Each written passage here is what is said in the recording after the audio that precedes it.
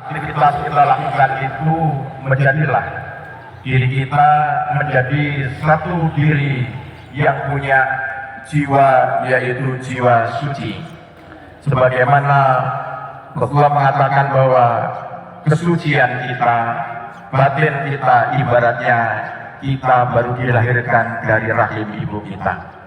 Ma'asyiral muslimin rahimakumullah, maka karena itulah kebahagiaan yang kita miliki saat ini bukan kebahagiaan yang harus kita wujudkan dalam bentuk kita bereforia, bukan kebahagiaan kemudian kita tanpa kontrol agama.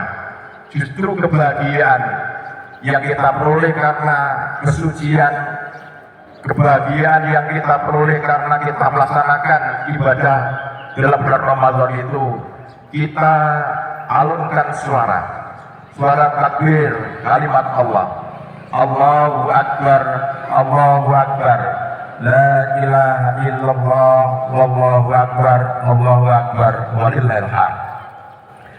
Sebagaimana Allah berfirman dalam Al-Quran, walitukmilul iddata walitukabbirullaha ala ma hadakum wa la'allakum tashkurun.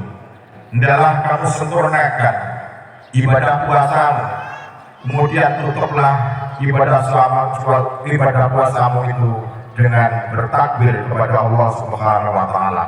Allahu Akbar, Allahu Akbar, walillahil hamd. Ma'asyiral muslimin rahimakumullah. 3 kalimat yang kita kumandangkan, Allahu Akbar, la ilaha illallah, walillahil hamd, merupakan satu pengakuan dan sekaligus pernyataan dalam diri kita bahwa Allahu Akbar, pengakuan terhadap diri kita tentang Allah sebagai zat yang maha agung, sebagai zat yang maha kuasa, sebagai zat yang menciptakan alam semesta ini. Semuanya apa yang diciptakan oleh Allah itu adalah semata-mata untuk kita manusia. Para jamaah yang berbahagia, Allah mengatakan walladzi khalaqalakum ma fil ardi jami'a. Semua dialah Allah yang menciptakan alam semesta ini semata-mata untuk kita manusia. Oleh karena itu para jamaah yang berbahagia, tidak lain karunia Allah yang begitu besar, kekuasaan Allah yang begitu besar, keagungan Allah yang begitu besar, maka kita hanya diwajibkan untuk mengucapkan Allahu Akbar, Allahu Akbar, Allahu Akbar. Hadirin para jamaah yang berbahagia, dengan demikian kita mengucapkan kalimat Allahu Akbar. Kita mengakui bahwa hanya Allah sebagai pencipta, hanya Allah lah sebagai Tuhan yang patut untuk kita sembah. Kita tidak boleh meninggalkan Allah, kita tidak boleh menyembah atau mengakui selain Allah, kita tidak boleh menyembah selain Allah. Hanya kepada Allah lah kita menyembah dan kita abdikan diri kita. Ma'asyiral muslimin rahimakumullah. Yang kedua adalah kita memandangkan kalimat la ilaha illallah, merupakan pengakuan pada diri kita bahwa hanya satu-satunya zat Allah lah sebagai pencipta, hanya satu-satunya zat Allah lah yang kita hadapkan semua dedikasi kita kepadanya. Hanya kepadanya lah semua apa yang kita inginkan di dalam kehidupan ini, hanya karena Allah Subhanahu wa taala. Oleh karena itu kita tidak boleh kemudian mengandalkan keabadian hidup kita, kita tidak boleh kemudian mentuhankan kepada selain Allah Subhanahu wa taala.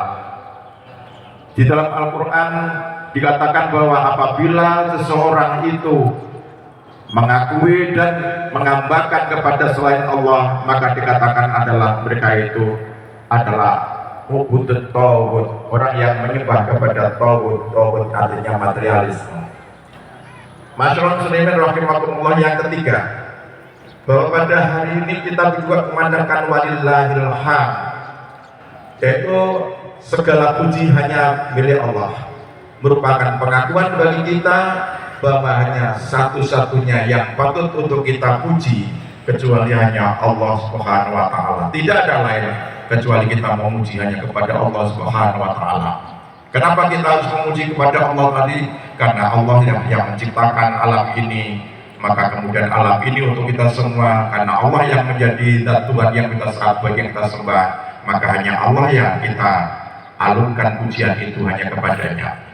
Masyarul muslimin rahimakumullah, kita berbahagia pada pagi hari ini karena kita telah menunaikan berbagai macam ibadah tadi. Ibadah yang sudah begitu banyak, yang kemudian kita menjadikan hati kita menjadi hati yang suci, menjadi hati yang bersih.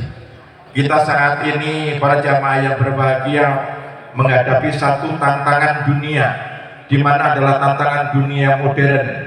Dunia modern itu ditandai satu dengan adalah tandai dengan keilmuan. Keilmuan kita akui negara-negara barat, negara-negara modern barat telah mempunyai keunggulan tentang keilmuan di bidang segala aspek keilmuan. Semua sekarang kemudian merujuk pada satu aktivitas harus mengacu kepada keilmuan dan profesional.